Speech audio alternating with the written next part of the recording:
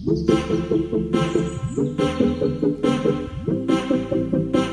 दोस्तों, मैं अमरदीप कादियान। नमस्ते, प्रणाम, सलाम वालेकुम, सत श्री अकाल, जय मसीह की, राम राम जी, जय माता की। दोस्तों, आपका स्वागत है मेरे यूट्यूब चैनल डिसेंट एडवाइस में।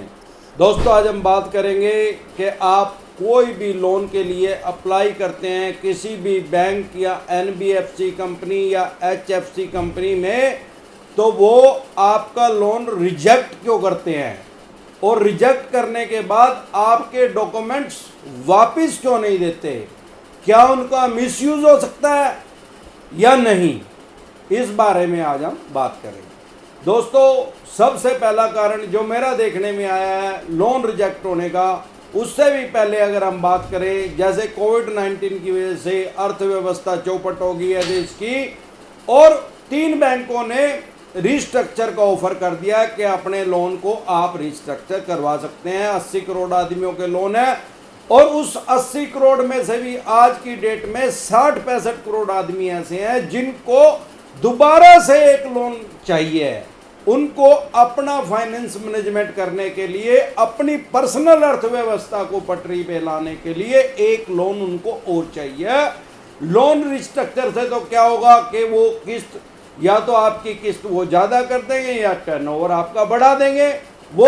लेकिन अभी क्या है, क्योंकि कोविड-19 की वजह से बाजार, काम धंधे, लोगों के व्यापार लगभग ठप हो चुके हैं, तो उन्हें क्या चाहिए, एक लोन चाहिए ताकि वो उसमें अपने काम में कुछ पैसा डाल सके, और 1-2 साल का अगर उन्हें रिलैक्स मिल जाए तो फिर वो कंटिन्यू अपना कर सके। इसके लिए क्या करना पड़ेगा, लोग लोन के लिए अप्लाई करते हैं, home loan, personal loan, business loan, lap loan against property. जब भी कोई भी आदमी किसी भी तरह के लोन के लिए किसी भी bank, NBFC company, non banking finance company या एचएफसी हाउसिंग फाइनेंस कंपनी के पास अप्लाई करता है, तो वो उससे कुछ डॉक्यूमेंट्स लेते हैं। नाउ यूर कस्टमर, भाई अपने ग्राहक के बारे में वो जानना चाहते हैं कि कौन आदमी उनके पास लोन लेने के लिए आया है। उसमें वो आपसे लेंगे पैन कार्ड, आधार कार्ड, ये तो मैंडेटरी है। उसके बाद बिजली का बिल, पासपोर्ट की फोटोकॉपी भी मांग सकते हैं, राशन कार्ड की भी मांग सकते हैं, ये कुछ डॉक्यूमेंट्स वो लेते हैं। वो बिजली का बिल क्यों लेते हैं भाई, पासपोर्ट और आधार कार्ड तो मुझे भी समझ में आती है कि वो भाई पैन कार्ड तो लेंगे और आधार कार्ड भी लेंगे, क्योंकि वो तो आपके बारे में जानकारी, आपको हाउस का एड्रेस, आपका नाम, सारी चीज़ उसको कंफर्म हो जाएगी। अब बिजली का बिल लेने का उनका क्या मतलब है, क्योंकि वो कुछ आपसे क्वेश्चन पूछते हैं और एक वो साइन करवाते हैं प्रपोजल फार्म के ऊपर कि भाई मैंने लोन के लिए अप्लाई किया है। एक आपकी फ़ोटो लेते हैं, कई जगह 2 भी लेते हैं। तो उनका बिजली का बिल लेने का मतलब ये है कि वो आपसे ये पूछते हैं कि आपका ये हाउस जो है, फ्लैट है, मकान है, जो भी है, ये रेंट पे है या आपका अपना है। फॉर एग्जाम्पल आपने लिख दिया भाई ये तो मेरा अपना है। अब मान लो आप पर्सनल लोन लेने के लिए, बिजनेस लोन लेने के लिए गए हैं, तो वो बैंक या एनबीएफसी कंपनी आपसे उस मकान की रजिस्ट्री नहीं मांग सकती, ना अलॉटमेंट लेटर मांग सकती। तो वो आपने तो बोल दिया, उन्होंने लिख दिया उसके अंदर कि भाई इस आदमी का ये अपना मकान है। अब बैंक या एनबीएफसी कंपनी को कैसे पता लगेगा कि आप सच बोल रहे हैं, झूठ बोल रहे हैं? तो वो क्या करते हैं, बजाय आपसे रजिस्ट्री की कॉपी मांगने के, आपसे एक बिजली का बिल मांगते हैं। क्योंकि बिजली के बिल में अगर आपका नाम जो आधार कार्ड में लिखा होगा वो ही बिजली के बिल में लिखा होगा, तो वो ये समझ जाएंगे कि ये मकान इस आदमी का ही है, तो आपके लोन मिलने के चांस बढ़ जाते हैं। अगर वो आपसे रजिस्ट्री की कॉपी कहें तो हो सकता है अपना दो उसको, और अगर आप रेंट पे रहते हैं तो 100% कन्फर्म है कि बिजली का बिल जो है वो उस मालिक के नाम, जो ओनर है उसी के नाम आता होगा, आपके नाम तो आता नहीं होगा। तो ये डॉक्यूमेंट्स वो लेते हैं। उसके बाद जो मेरे देखने में आया, अब रिजेक्ट होने के कारण क्या है, क्योंकि कोविड-19 की वजह से बहुत से बैंकों और एनबीएफसी कंपनी ने वैसे तो सिबिल की रिपोर्ट आगे नहीं भेजनी थी, रिजर्व बैंक के आदेश आ गए थे। किसी आदमी ने मोराटोरियम अगर 6 महीने के लिए भी ले लिया, तो अगर 6 महीने के लिए मोराटोरियम ले लिया तो बैंक ने मान ही लिया भाई 6 महीने किस्त ना दो, हमारी बाद में दे देना ब्याज, और उनके ऊपर भी ब्याज जैसे बैंकों ने लगाया। और रिजर्व बैंक वो सुप्रीम कोर्ट में गया हुआ है केस, वो 13 अक्टूबर उसकी यही 2020 की यही जो 4 दिन के बाद है उसकी तारीख लगी हुई है, उसमें डिसीजन आ ही जाएगा क्या होएगा। तो अब जब बैंक या एनबीएफसी कंपनी ने खुद से उसको छूट दे दी तो उसको ना तो वो डिफॉल्ट में कर सकते क्योंकि रिजर्व बैंक की गाइडलाइंस है, और ना ही उसकी सिबिल की रिपोर्ट खराब कर सकते हैं। पर कुछ देखने में मेरे ये आया, बहुत से आदमी मुझे मैसेज करते हैं कि कुछ बैंक या एनबीएफसी कंपनी ने सिबिल की रिपोर्ट आगे भेज दिया। उस पर मैं एक टॉपिक पे एक वीडियो ऑलरेडी बना चुका हूं कि वो सिबिल की रिपोर्ट अगर गलती से मोरेटोरियम के दौरान भी बैंक या एनबीएफसी कंपनी ने आगे भेज दी और आपका सिबिल डाउन हो गया उसकी वजह से, तो आप उसको ठीक करवा सकते हैं। कैसे करवाना है उसके बारे में डिटेल वीडियो मेरी प्रोफाइल में जाके आप देख सकते हैं। अब मोटा मोटा अगर आपका वो खराब हो गया, एक तो सबसे बड़ा कारण ये होता है लोन रिजेक्ट होने का। किसी आदमी का अगर सिबिल खराब है, सिबिल 300 से लेके 900 तक का हर आदमी का होता है, मिनिमम 300 से तो वो स्टार्ट ही होता है और वो 900 तक जाता है। अगर आपका 300 से लेके 550 है तो आप मान के चले आपकी मार्केट कितनी अच्छी है, लेकिन वो आपकी मार्केट ऑनलाइन खराब हो चुकी है। कोई भी बैंक या एनबीएफसी कंपनी आपको लोन नहीं देगा, उसको पुअर की श्रेणी में डाला जाता है। 550 से 650 है आपका, तो वो एवरेज होता है। उसमें क्या करता है बैंक या एनबीएफसी कंपनी, कुछ आपसे क्वेश्चन पूछ के और कुछ एक्स्ट्रा ब्याज लेके आपका लोन कर भी सकते हैं और नहीं भी कर सकते। 650 से 750 है तो आपका वो गुड की श्रेणी में आ जाता है। तो आपको किसी भी बैंक या एनबीएफसी कंपनी से अगर आप नेगोशिएट करेंगे तो आपको कम रेट ऑफ इंटरेस्ट पे भी आपको लोन मिल जाएगा। अगर आपका 750 से 850 है तो आपका बहुत ही अच्छा है वो, फिर किसी भी बैंक या एनबीएफसी कंपनी में जाएंगे तो आपको लोन 100% मिल जाएगा। और आपका 850 से भी ऊपर है तो आप मान के चलें कोई भी बैंक या एनबीएफसी कंपनी पलक बावड़े बिछाए बैठा है, आपकी इंतजार कर रहा है, जैसे ही आप जाएंगे आपका लोन हो जाएगा। लेकिन इसमें एक ध्यान रखने योग्य बात है कि सिबिल तो एक मोबाइल लेने से भी अप हो जाता है। मान लो आपने कोई कंज्यूमर ड्यूरेबल लोन ले लिया, एक फ्रिज ले लिया 20,000 रुपए का और आपने कंटिन्यूस की किस्तें दे दी। अब आपका सिबिल तो अच्छा होना ही है। अब आप सोचो यार मेरा तो सिबिल बहुत अच्छा है, मेरे को तो मर्सिडीज भी मिल जाएगी, भाई सिबिल तो अच्छा है। ये मैटर नहीं करता, वो मैटर ये करता है सिबिल किस चीज से आपका अच्छा हुआ है। अगर आपने कोई, आजकल तो बजाज वाले तो साइकिल भी किस्तों पर दे रहे हैं, 20-25 हज़ार रुपए की साइकिल, आपने एक साइकिल ले ली, या और भी 1-2 कंपनियां जो साइकिल का भी लोन कर रही है और आपने उसकी रिपेमेंट कर दी, तो सिबिल पहली बार आपने साइकिल ले तो सिबिल तो स्वाभाविक बात है कि उठेगा ही उठेगा। तो वो डिपेंड नहीं करता, एक मैटर करता है सिबिल लोन मिलते टाइम, लेकिन 100% ये नहीं है कि आपका सिबिल ही अच्छा होगा तो आपको लोन मिल ही जाएगा। उसके साथ और सपोर्टिव डॉक्यूमेंट्स होते हैं, आपकी पे स्लिप, आपका बिजनेस स्टेटमेंट, आपकी बैंक स्टेटमेंट, और आपका फ्यूचर में आपने पहले बैंकिंग के साथ लेन देन कैसा है वो बताता ही है। सिबिल आपका बैंकिंग के साथ या किसी भी के साथ आपका लेन देन पहले कैसा रहा है वो तो सिबिल आपका बता देता है। अब सवाल ये आता है और रिजेक्ट होने का कारण क्या होता है। अगर आपकी बैंक स्टेटमेंट कम है, मान लो आपके महीने के आखिर में उसमें 10,000 रुपये भी नहीं रहते और आप गए हैं 20 लाख रुपए का लोन अप्लाई करने के लिए, तो कोई भी बैंक या एनबीएफसी कंपनी आपको लोन नहीं देगी, उसको रिजेक्ट कर देगी। तीसरा कारण क्या है जो मेरे देखने में आया था, DHFL होम लोन के नाम से एक कंपनी है जो होम लोन का ही काम करती है। उसके पास मेरा एक जानकार है यहाँ पे, वो है बिहार का आदमी और यहाँ पे जाटो गेट है करनाल के अंदर, वहाँ पे उसने मकान लिया हुआ है, बड़ा अच्छा मकान 3 मंजिल बनाया उसने, उसमें 15 कमरे बनाए हुए हैं। उसने वो ज़्यादातर रेंट पे चढ़ा रखे हैं बिहार के आदमियों को ही। उसको लोन की रिक्वायरमेंट होगी, उसने लोन के लिए अप्लाई करा DHFL होम लोन के पास। उन्होंने 4,4200 रुपये का उससे चेक लिया, प्रोसेसिंग स्टार्ट होगी। वैल्यूअर ने उसके मकान की कीमत लगाई 33 लाख रुपए, 33 लाख, लेकिन बैंक ने उसको ऑफर कितनी करी, 3 लाख रुपए की। कि भाई साहब वो लैब करवा रहा था लोन अगेंस्ट प्रॉपर्टी, अपनी प्रॉपर्टी को रख के लोन लेना चाह रहा था। बैंक ने उसको कहा भाई साहब आपको तो 3 लाख रुपए मिल सकते हैं। फिर उसने मेरे से बात करी, वो 10 लाख रुपए की डिमांड थी उसकी, 10 लाख रुपए का लोन करवाना है। मैं फिर उनके बैंक में गया, उनके ब्रांच हेड से मिला जो भी एनबीएफसी कंपनी, मैंने उनसे बात करी, भाई क्या दिक्कत है, भाई 33 लाख रुपए तो भाई साहब आप इनकी कीमत लगा रहे हो, आपका बैंक की लगा रहा है। वैल्यूवर तो वही है, आपका ही बैंक का, आप ही बोल रहे हो 33 लाख रुपए कीमत है और इसको दे रहे हो 3 लाख रुपए, 33 लाख रुपए की चीज। ये कौन सा यार तरीका है?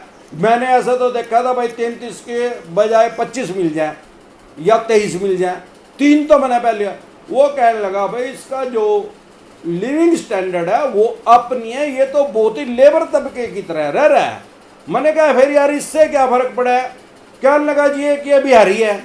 मैंने कहा फिर भाई बिहार तो कोई पाकिस्तान में तो है नहीं भाई साहब, बिहार तो इंडिया में ही है ना, ये भारत का नागरिक तो है, ये कोई अमेरिका का थोड़ी आगे बस रहा है, पाकिस्तान टेररिस्ट थोड़ी है यो। तो ये तो कोई लॉजिक वाला है, तो कोई आर्गूमेंट नहीं है भाई ये बिहारी है। और बिहारी है यार, बिहार का आदमी है, देख यहाँ 33 लाख रुपए का मकान बना लिया है, तो इसका प्लस पॉइंट है यार। बिहार से आके करनाल में इसने 33 लाख रुपए का मकान बना लिया।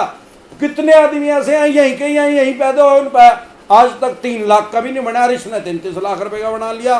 क्या लगा जी नहीं इससे ज्यादा नहीं होगा, तो ये भी एक लोन रिजेक्ट होने का कारण हो सकता है। उसकी बैंक स्टेटमेंट भी अच्छी थी, मकान भी मौके का था और लीगल जगह पे उसका मकान है, नगर निगम के अंदर है, फिर भी बैंक उस एनबीएफसी कंपनी ने उसके लोन को रिजेक्ट कर दिया कि इसका जो लाइफ स्टाइल है, लिविंग स्टैंडर्ड जो है इसका वो बहुत पुअर है, इस वजह से भी उन्होंने उसका लोन रिजेक्ट कर दिया।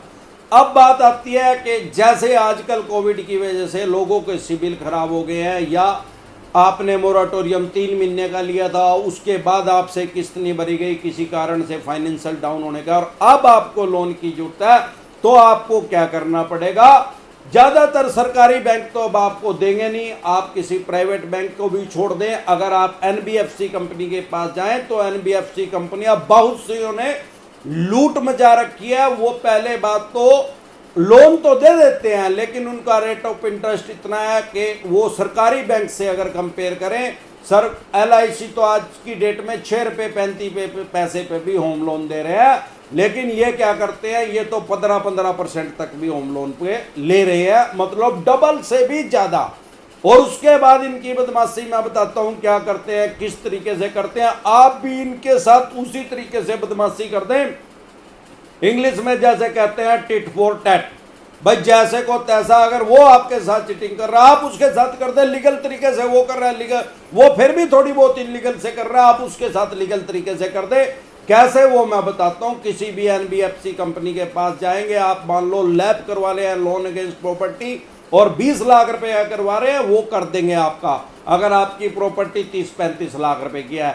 लेकिन वो बदमाशी आपके साथ क्या करेंगे, एक तो होता है लोन सिक्योर। लोन सिक्योर तो चलो ले लेना चाहिए, आप किसी बैंक से भी लेंगे, वो तो बैंक वाले भी करते हैं, मेरे देखने में आया बहुत से बैंक वाले।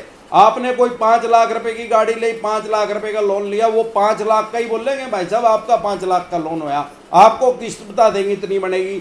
लेकिन जब वो लोन सैंक्शन होगा, उस लोन सैंक्शन लेटर पे हमेशा मालिक के साइन होते हैं, वो उसको बताते नहीं, उसमें आप चेक कर सकते हैं, वो 5,10,000 रुपए का होगा या 5,12,000 रुपए का होगा। वो 10 या 12,000 रुपए लोग बैंक अपनी जेब में डाल लेगा, लोन सिक्योर के नाम के, आपको बताएगा नहीं, वो किस्तों में उसको डिवाइड कर देगा।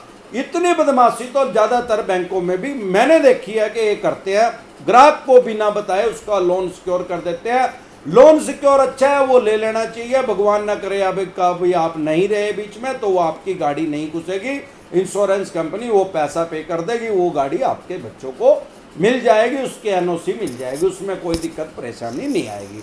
अब सवाल आता है एनबीएफसी कंपनी की ठगी के बारे में। ये अगर भाई साहब वो तो 5 लाख पे 10,000 रुपए का चूना लगा रहे हैं, वो भी इंश्योरेंस कर रहे हैं उसका, 20 लाख का लेंगे तो 40-50,000 रुपए का कर देंगे। ये क्या करें तो भाई साहब 10% पैसे आपके साफ कर देंगे, 20 लाख रुपए का लोन लोगे 2 लाख रुपए के बीमे कर देंगे।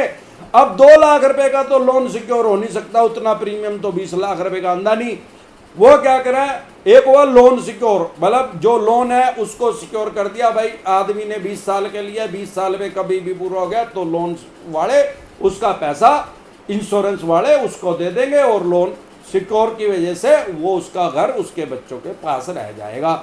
ये कर देते हैं, होम लोन भी, होम सिक्योर भी कर देते हैं। अब सामान्य आदमी को पता नहीं होम सिक्योर, वो सोचा लोन सिक्योर को ही होम सिक्योर कह रहे भाई मेरा घर ही। लेकिन होम सिक्योर में क्या आता है, भाई आपका जो स्ट्रक्चर है वो डैमेज हो गया तो हम क्लेम देंगे, बाढ़ आ गई या ये भूकंप आ गया, आपका मकान गिर गया या जल गया कि शॉर्ट सर्किट की वजह से या किसी और वजह से, तो इस तरह के इंश्योरेंस कर करके आपका प्रीमियम लगभग 2 लाख रुपए बना देते हैं। अब सवाल ये आता है, जैसे मैं करनाल में रह रहा हूं, हमारी तो 7 पीढ़ी यहीं पैदा हो गए, हरिद्वार चली गई, पिछले 300 साल से हमारे पूर्वज यहाँ रह रहे हैं, यहाँ पे तो कभी भूकंप आया ही नहीं।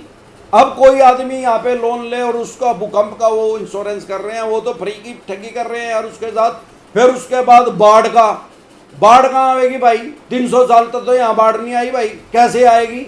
यहाँ से तो नग्गल डैम है तो 700 किलोमीटर दूर है, भगवान ना करे अगर वो टूट भी गया तो 700 किलोमीटर पानी सीधा थोड़ी चलेगा, ऐसे भी फैलेगा, यूपी की साइड भी जाएगा, इधर भी जाएगा, चारों तरफ फैलते फैलते, और सरकार भी कोई कोशिश करेगी उसको रोकने के लिए, वो 700 किलोमीटर आ ही नहीं पाएगा, तो वो बाढ़ तो कभी आएगी ही नहीं। यहाँ तो पहले ही चारों तरफ नहरें बनी हुई हैं, उधर से पानी निकल जाता है, बताओ बाढ़ कैसे आएगी? यहाँ पे बाढ़ का भी सिक्योर कर दिया। ऐसे ऐसे इंश्योरेंस करेंगे जो आपने कभी सुने भी और सोचे भी नहीं होंगे, और 2 लाख रुपए आपके काट लेंगे, और वो आपको बताएंगे भी नहीं, वो पॉलिसी भी कभी आपके घर नहीं आएगी, पॉलिसी अपने ऑफिस में ही उसको मंगा के रख लेते हैं। अगर आपको बहुत ज्यादा पैसे की जरूरत है तो आप ले लीजिए उनसे, उनको ठगी करने दीजिए 2 लाख रुपए की। मैं बताता हूं वो 2 लाख रुपए आपको 100% वापसी मिल जाएंगे।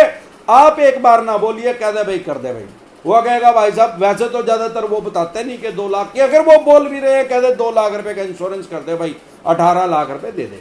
जब 18 लाख रुपए आपके अकाउंट में आ जाए उसके बाद आपको क्या करना है? 15-20 दिन वेट करना है। पॉलिसी ज्यादातर उनकी आती नहीं है, मेरे देखने में आया, वो अपने वहीं मंगा लेते हैं। अगर आ जाए तो भी, नहीं आए तो भी आप उस कंपनी के एनबीएफसी कंपनी के ऑफिस में जाओ और वहां पे उनको एक रिटर्न में कंप्लेंट दो, ब्रांच हेड के नाम, भाई आपने मेरी इतनी पॉलिसी कर दी थी मेरे मकान की और मेरी लोन सिक्योर की और इस की, आप हेल्थ इंश्योरेंस भी कर देते हैं उसके साथ। अरे यार ले रहे अगला मकान के ऊपर लोन, हेल्थ का क्या करना भाई साहब आपने? उसकी भी कर दी, कोई बात नहीं, वो सारी पॉलिसी आप उनसे मांगो। जब डॉक्यूमेंट्स आपके पास आ जाए तो आपके पास 15 दिन का टाइम है। इसमें ध्यान रखने योग्य ये बात है कि जिस दिन आपके हाथ में पॉलिसी आएगी उस दिन से 15 दिन का टाइम शुरू होएगा, उसको बोलते हैं फ्री लुक। मतलब ये नहीं है कि एनबीएफसी कंपनी ने 6 महीने आपको पॉलिसी नहीं दी और वो 15 दिन खत्म हो गए, नहीं। जिस दिन वो आपकी पॉलिसी आपके घर में आएगी या वो आपको हैंड ओवर करेंगे, साइन करवाएंगे, उस दिन से आपका टाइम स्टार्ट है। आप क्या कीजिए, वो सारी पॉलिसी लेके और उनको सारी को वो अलग अलग कंपनी से करते हैं, क्योंकि कोई भी एनबीएफसी कंपनी मैंने ऐसी नहीं देखी जो हर तरह का इंश्योरेंस करती है। वो हेल्थ इंश्योरेंस और कहीं से करवाते हैं, बाढ़ का इंश्योरेंस और कहीं से करवाते हैं, और लोन सिक्योर शायद हो सकता है वो अपने आप से भी कर देते हो। तो आप जो जिस कंपनी के पास से उन्होंने आपका इंश्योरेंस करवाया, आपकी पॉलिसी तो आपके पास आ गया, उस कंपनी में जाके अप्लाई कर दीजिए, भाई मैं तो फ्री लुक करवा रहा हूं, मैं नहीं लेता। वो उसमें एक कंडीशन लिखनी पड़ेगी, भाई क्यों नहीं लेते, रिटर्न में कंप्लेंट, भाई मुझे आपकी टर्म कंडीशन पसंद नहीं आई। तो भाई साहब जितनी भी इंश्योरेंस कंपनियों से उन आदमियों ने, एनबीएफसी कंपनी ने आपका इंश्योरेंस करवाया, वो सारा पैसा आपको रिफंड होगा। अगर वो नहीं दे रहे हैं पॉलिसी, उनकी IRDAI के पास कंप्लेंट कर दीजिए, insurance regulator development authority of India, उसके पास आप मेल कर दीजिए, उनके पास कंप्लेंट कर दीजिए कि ये आदमी ने मेरे पैसा काट लिया है, मेरे इंश्योरेंस कर दिया और मुझे पॉलिसी नहीं दे रहे हैं। वो उनको पॉलिसी देनी पड़ेगी और आपको पॉलिसी कैंसिल करवाने से कोई दुनिया की ताकत नहीं रोक सकती। आप उसको कैंसिल करवा सकते हैं। मेरे देखने में यह भी आया है कि एक कंपनी ने, एनबीएफसी ने ही कर दिया था, बाद में जब उस आदमी ने, मैंने उसको बताया भाई इसको कैंसिल करवा ले, उसके पास मेल आ गई, भाई ये कैंसिल नहीं हो, अगर कैंसिल करोगे तो आपको लोन भी उल्टा देना पड़ेगा। ऐसा नहीं है, वो कह रहे एग्रीमेंट कर रखा, क्यों है भाई? ओ भाई एग्रीमेंट करके ऐसा कोई एग्रीमेंट नहीं हो सकता कि लोन भी लेना पड़ेगा और इंश्योरेंस भी लेना पड़ेगा। ये दोनों अलग अलग चीजें हैं, इनको क्लब करके कोई नहीं बेच सकता, ये लीगल नहीं है। वो तो वैसे बेफालतू भी बकवास कर रहा है। मैंने उसको बोला भाई क्या कह रहे हैं, वो कह रहा भाई तो लोन फिर उल्टा दे दो, भाई आप इंश्योरेंस कैंसिल आप करवा रहे हो तो लोन उल्टा दे दो। मैंने कहा कोई बात नहीं भाई, रिटर्न में दे भाई इसको। कहा जी वो तो एग्रीमेंट हो रहा। अरे एग्रीमेंट यार, तू टांग तोड़ने का एग्रीमेंट कर देगा क्या? ये कहेगा क्या भाई मैं पैसे दे दूंगा 31 दिसंबर तक, मेरे पैसे नहीं उल्टे थे, मैं टांग तोड़ दूंगा? ये भी एग्रीमेंट हो सके? एग्रीमेंट होगा कानून के दायरे के अंदर रह के एग्रीमेंट होगा। ऐसा नहीं है कि आप कुछ भी किसी के आदमी के साथ एग्रीमेंट कर लेंगे। वो नील एंड वाइट है, उसकी कोई वैल्यू नहीं है। आप सीधा सीधा उनसे पॉलिसी लेके और उसको कैंसिल करवा लीजिए और अपना पैसा डाल के अपने 2 लाख रुपए भी अब आपके पास 20 लाख आ गए। आपको कोई बैंक दे नहीं रहा था, उनने फुद्दू ने दे दिया, आप उन्होंने आपका बुद्धू बनाया, आपने उनका बुद्धू बना दिया। अब आपको क्या करना है, क्योंकि उनका रेट ऑफ इंटरेस्ट ज्यादा है, साल 2 साल अगर आप किस्त अच्छे से पे कर सकते हैं, अपना लोन ही ट्रांसफर करवा लीजिए। जैसे नंबर पोर्टेबिलिटी है कि हम अपना मोबाइल नंबर का सर्विस प्रोवाइडर बदल सकते हैं, ऐसे आप लोन को भी ट्रांसफर करवा सकते हैं। आप किसी और 2-3 साल अगर आपने अच्छे से किस्त दे दी तो आपका सिबिल भी अप हो जाएगा। तो आप किसी नेशनलाइज बैंक से या किसी प्राइवेट बैंक से करवा लीजिए, वो 15% पे दे रहे हैं, वो आपको 7.5% पे दे देंगे। अब उस टाइम तो वो दे नहीं रहे थे, अब आपका लोन हो ही गया, अब आपकी किस्तें चल रही है, उसको उठा के ट्रांसफर करवा लीजिए और टिट फॉर टैट कर दीजिए। वो आपको फुद्दू बना रहे थे, आप उनको लीगल तरीके से फुद्दू बना दीजिए, वो आपका कुछ नहीं कर सकते, ना आपकी पॉलिसी को कैंसिल होने से रोक सकते हैं, ना ही आपका लोन ट्रांसफर होने से वो रोक सकते हैं। बस डिपेंड करेगा कि आपने उनकी किस्तें सही दी है कि नहीं। रोक तो वो फिर भी नहीं सकते, लेकिन वो फिर अगला नहीं देगा आपको अगर आपने किस्तें टाइम पे नहीं दी। अब बात आती है कि जब लोन रिजेक्ट हो जाता है, रिजेक्ट होने के बाद वो डॉक्यूमेंट्स बैंक, एनबीएफसी कंपनी या एचएफसी कंपनी आपको वापसी क्यों नहीं करते? क्योंकि जब आप लोन के लिए अप्लाई करते हैं, नाउ यूर कस्टमर के जो डॉक्यूमेंट्स आप उनको देते हैं, तो उनका जो ब्रांच हेड होता है या जो भी आपके साथ डील करता है, वो उसके ऊपर ओएसवी करता है, ओरिजिनल सीन वेरिफिकेशन, और नीचे अपने साइन मारता है और उस पर बैंक या एनबीएफसी कंपनी की मोहर लग जाती है। उसके बाद वो क्या करते हैं, उसको आपके केस को प्रोसेस करते हैं। अगर किसी भी कारण से, जो कारण मैंने बताए, इस कारण से आपका लोन रिजेक्ट हो गया तो वो डॉक्यूमेंट्स अपने पास रख लेते हैं बैंक के, एनबीएफसी। अब आप उनसे कहोगे भाई मेरा लोन रिजेक्ट हो गया, मेरे कागज तो वापसी दे दो, वो कागज वापसी नहीं दे सकते, क्योंकि हर बैंक या एनबीएफसी कंपनी की ऑडिट होती है। एक ऑडिट ऑफिसर आता है, वो ऑडिट ऑफिसर उन डॉक्यूमेंट्स को सारों को चेक करता है, चाहे वो लोन डिस्पर्स हो गया, वो लोन मिल गया हो या लोन रिजेक्ट हो गया हो, वो सारे कागज वो बैंक के एनबीएफसी कंपनी बड़े अच्छे से उनको देखते हैं, भाई कहीं कोई बैंक का एम्प्लॉय तो कोई फ्रॉड तो नहीं कर रहा। अब क्योंकि वो ओएसवी होगी, उस पर बैंक की मोहर लगी, तो वो बैंक की ही प्रॉपर्टी बन जाती है या एनबीएफसी कंपनी की प्रॉपर्टी बन जाती है वो पेपर। वहां पे मैंने आज तक कोई ऐसा फ्रॉड होता हुआ नहीं देखा कि आपके कागजों का कोई मिसयूज करेगा। एक कंडीशन है, अगर आपने उस बैंक या एनबीएफसी कंपनी के कर्मचारी को ही उसकी आईडी देखने के बाद अगर वो डॉक्यूमेंट्स दिए हैं, वो फ्रॉड कब हो सकता है? अगर आपने किसी डीएसए को दे दिया। सारे डीएसए ऐसे काम नहीं करते, पर कुछ ऐसे करते हैं, उनका अगर रिजेक्ट हो गया तो वो उसका मिसयूज कर सकते हैं। या आपने किसी प्राइवेट एजेंट को दे दिया, वो तो 100% चांस है उसमें आपका वो डॉक्यूमेंट्स इलीगल तरीके से कहीं और यूज कर सकता है। ऐसा एक केस कई साल पहले आया था, एक आदमी ने लोन के लिए अप्लाई किया, उसको लोन के लिए उन्होंने ना कर दिया वर्बली, उसका मोबाइल नंबर किसी एक एजेंट को दे दिया, उसका फोन आया, अब उसको क्योंकि जरूरत थी वो उसके घर आया, चाय पानी पी, उसके डॉक्यूमेंट्स ले गया, पानीपत का वो आदमी था। अब उसने अपना मोबाइल नंबर दे दिया, बाद में वो आदमी मोबाइल पे उसके फोन करता रहा, वो फोन स्विच ऑफ हो गया। अब वो एड्रेस तो दे के नहीं गया था। अब क्या हुआ, 2-2.5 महीने के बाद अमेरिकन एम्बेसी से फोन आया उसके पास। अब क्योंकि उस आदमी की बैंक स्टेटमेंट बहुत अच्छी थी, उसके ब्याह पे उसको स्पॉन्सर बना दी गया उसकी इजाजत के बगैर, क्योंकि उसने डॉक्यूमेंट्स पे सारों पे साइन तो कर ही रखे थे, प्रपोजल फार्म पे फर्जी साइन भी अपने आप ही मार लेते हैं। अब जब दिक्कत उसको कहाँ आई, उसने एक गलती कर दी, जो बैंक स्टेटमेंट थी उसमें उस आदमी का मोबाइल नंबर लिखा हुआ था, वही मोबाइल नंबर वहां अमेरिकन एम्बेसी में, चाणक्यपुरी में है अमेरिकन एम्बेसी, वहां पे जमा हो गया। जब उन्होंने उसको रीवेरीफाई किया तो उस आदमी के पास फोन आया और वो कुरुक्षेत्र के आदमी को बाहर भेज रहे थे, तो उसने कहा भाई मैं तो इस नाम के आदमी को जानता नहीं। तो उन्होंने कहा ठीक है जी, ये तो फ्रॉड है, अब हम इसको नहीं भेजेंगे, आपके ब्याह पे वो कैंसिल होगा। तो इस तरीके से भी आपके साथ फ्रॉड हो सकता है आपके डॉक्यूमेंट के साथ। अगर आपको फिर भी एक्स्ट्रा सिक्योरिटी अपनी करनी है, ज्यादा सावधानी बरतनी है, तो आपको क्या करना है, कोई भी लोन का डॉक्यूमेंट जब आप उसको दो, पैन कार्ड, आधार कार्ड, वोटर कार्ड, बिजली का बिल, तो आधे साइन नीचे कर दो, क्रॉस साइन कर दो, आधे नीचे कर दो, और आधे जहां पे वो पैन कार्ड का छपा हुआ उसके ऊपर कर दो। और एक और करो, उसमें लिख दो only use for home loan.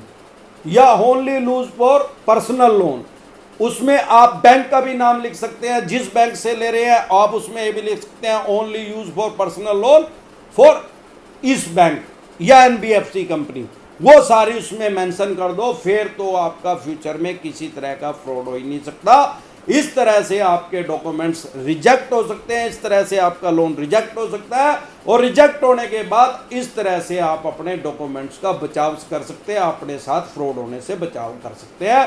तो आज के लिए बस इतना ही, कल फिर मिलते हैं एक नए टॉपिक के साथ। तब तक के लिए आप मेरे चैनल पे अपना प्यार और आशीर्वाद बनाए रखें।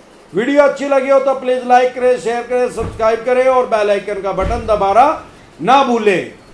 नमस्कार।